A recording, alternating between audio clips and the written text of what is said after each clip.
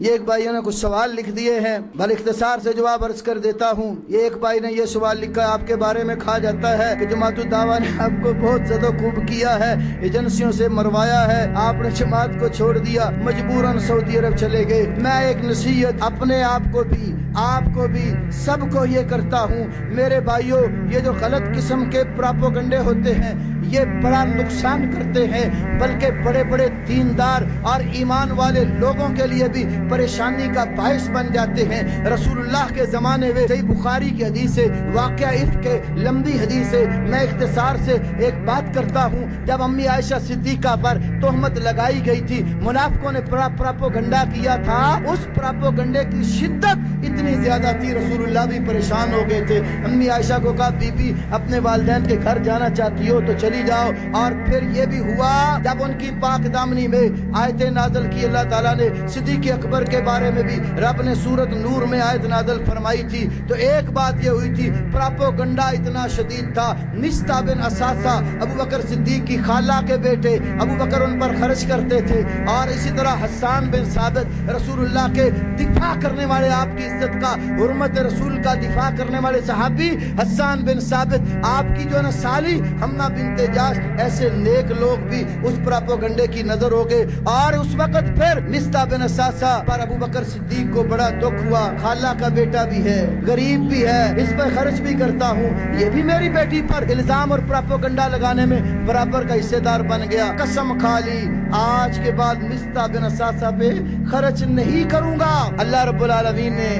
ایک بڑی کمال کی بات فرمائی جو میرے لیے بھی نصیحت ہے، آپ کے لیے بھی نصیحت ہے۔ صدیق اکبر ناراض ہو گئے مصطح پر کہ مصطح نے پراپوگنڈا کیا میری بیٹی کے خلاف، میرا جو ہے گھر کا کھاتا ہے، میرے گھر سے پیتا ہے، میرے گھر میں پرورش ہوئی ہے، اور میری بیٹی کے اوپر الزام لگانے میں یہ بھی شریک ہو گیا۔ قسم کھا لی آج کے بعد ابو بکر مصطح بن اساسہ پہ خرچ نہیں کرے گا۔ اللہ رب العالمین نے فرمایا الا تحبون ان یغفر اللہ لکم، کیا تم پسند نہیں کرتے اللہ تمہیں معاف کر دے؟ صدیق اکبر نے کہا کیوں نہیں میرے رب، ہم تو پسند کرتے۔ فرمایا پھر تم اپنے بھائیوں کو معاف کر دو گے، اللہ تمہیں معاف کر دے گا۔ سبق یہ دیا ہے پراپوگنڈا کرنے والے لوگ بھی، بڑے بڑے نیک بھی اس میں شریک ہو جاتے ہیں، اور اپنی لا علمی سادگی کی وجہ سے باتیں بنانے لگ جاتے ہیں۔ لیکن ہمیں سبق یہ ہے پراپوگنڈا کرنے والوں کو، بلکہ الزامات لگانے والوں کو بھی اسی طرح معاف کرتے ہیں جیسے ابو بکر صدیق نے کہا تھا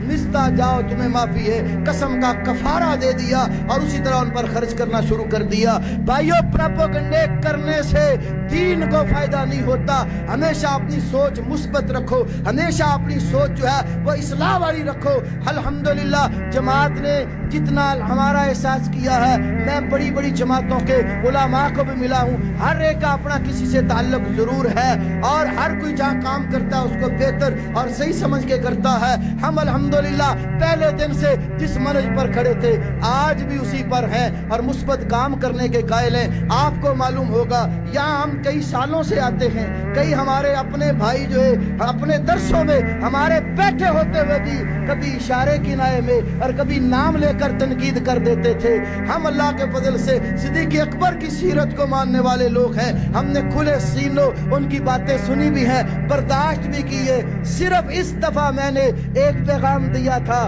کہ اگر اب میرا کوئی بھائی ایسی بات کرے گا، میں رب العالمین کے فضل سے دلائل کے ساتھ پر اسی سٹیج پہ اپنا موقف پیش کروں گا۔ لیکن پھر جب میرے امیر کو اس بات کا پتہ چلا، انہوں نے کہا نہیں ہمارا یہ کام نہیں ہے، اس سے زیادہ بھی گالیاں دیں، اس سے زیادہ بھی ماریں، اس سے زیادہ بھی تان و تشنیع کریں، ہم اس کو برداشت کریں گے کہ ہم نے امت کی فلاح کا کام کرنا ہے۔ پراپوگنڈے نقصان دیتے ہیں۔ میرے بھائیوں، مرکزی جمعیت کے علماء کرام ہو، جمعیت اہل حدیث کے علماء کرام ہو، ہر اہل حدیث ہمارا بھائی ہے، ہماری آنکھوں کا تارا ہے، ہمارے دلوں کی ٹھنڈک ہے، وہ ہمارا محبوب بھائی ہے، کیونکہ دین کہتا ہے کہ اخوت اسلامی جو ہے یہ مومن آپس میں بھائی بھائی ہیں۔ تو جس کا عقیدہ ہمارے ساتھ ملتا ہے، جس کا منہج ہمارا ہے، جو محدثین کے عقیدے کو ماننے والا ہے، قرآن و حدیث کے، تو ہم کس طرح اس کے بارے میں اپنے سینوں میں بغض رکھتے ہیں؟ واللہ ہر اہل حدیث ہمارے لیے محبت کا باعث ہے، ہر اہل حدیث چھوٹا ہو بڑا بڑا ہو اس کے ساتھ ہم اللہ کے لیے پیار کرتے ہیں،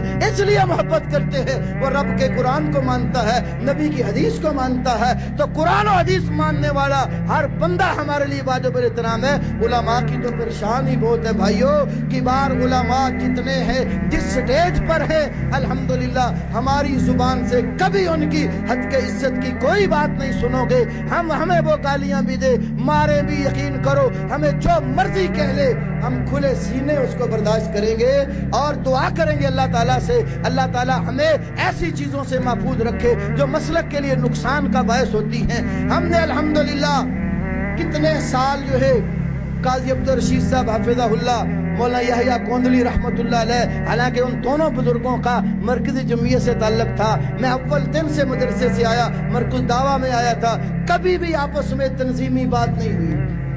سرات تو کیا اشارے کی نائبے میں نہیں۔ اور ہمارے 32 مناظرے الحمدللہ ریکارڈ پر موجود ہیں، جن کی ویڈیو بھی موجود ہے، آڈیو بھی موجود ہے، اور اللہ کے فضل سے جہاں گئے ہیں اتفاق اور اتحاد کے ساتھ اپنے مسلک کا دفاع کیا ہے۔ آج بھی میں یہ کہتا ہوں مسلک اہل حدیث کے بارے میں کوئی گمراہ گروپ جو ہے وہ کوئی تنقید کا نشانہ بنائے، ہمارے یہ بھائی آگے ہوں، ہم ان کے کندھے سے کندھا ملا کے انشاءاللہ دلائل کے ساتھ دفاع کریں گے۔ میرے عمر صدیق بھائی نے منڈی بہاؤدین میں جب مناظرہ کیا تھا، رب العالمین کی قسم اٹھا کے کہتا ہوں، اپنے جو ہمارے گجرات کے بھائی ہیں، ہمارے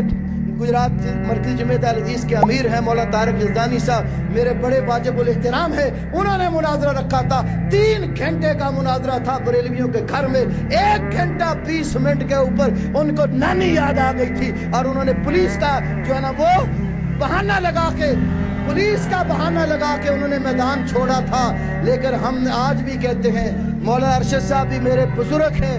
اگر نہیں آئے میں انشاءاللہ تعالیٰ کل بھی ان کا احترام کرتا تھا، آج بھی ان کا احترام کرتا ہوں۔ انہوں نے مجھے ایک دفعہ کہا تھا، میں نے عمر صدیق کے سارے مناظرے دیکھے ہیں لیکن منڈی بہاؤدین والا مناظرہ دیکھ کے میں آپ کو محنت سے کہتا ہوں کہ اس شخص کے ساتھ تم مدد کیا کرو۔ میں نے کہا ایک ہی میری گزارش ہے، یہ تنظیمی اختلافات کو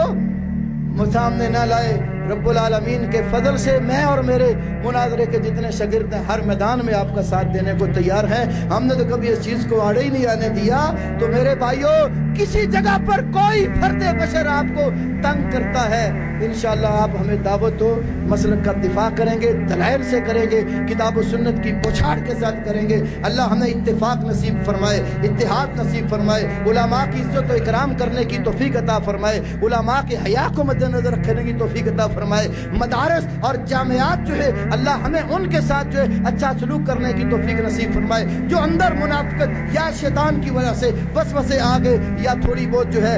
بظاہر تلخی ہو گئی ہے، اللہ سے رو رو کے دعا مانگو، کل قیامت والے دن رب العالمین کو کیا جواب دو گے کہ صدیق اکبر کی صداقت کا جلسہ تھا، فاروق اعظم کی عدالت کا جلسہ تھا، عثمان غنی کے حیا کی بات تھی، علی کی شجاعت و بصالت اور بہادری کی بات تھی، اور عشرہ مبشرہ کی پاک دامنی کی بات تھی۔ ہمارا ذاتی کوئی بھی مسئلہ نہیں تھا۔ اگر مولانا صدیق کرپالوی صاحب دیوبندیوں کے سٹیج پہ جا کر صرف صدیق اکبر کی صداقت کے لیے جا سکتے ہیں تو ہم فضائل صحابہ کے لیے کیوں نہیں اکٹھے ہو سکتے؟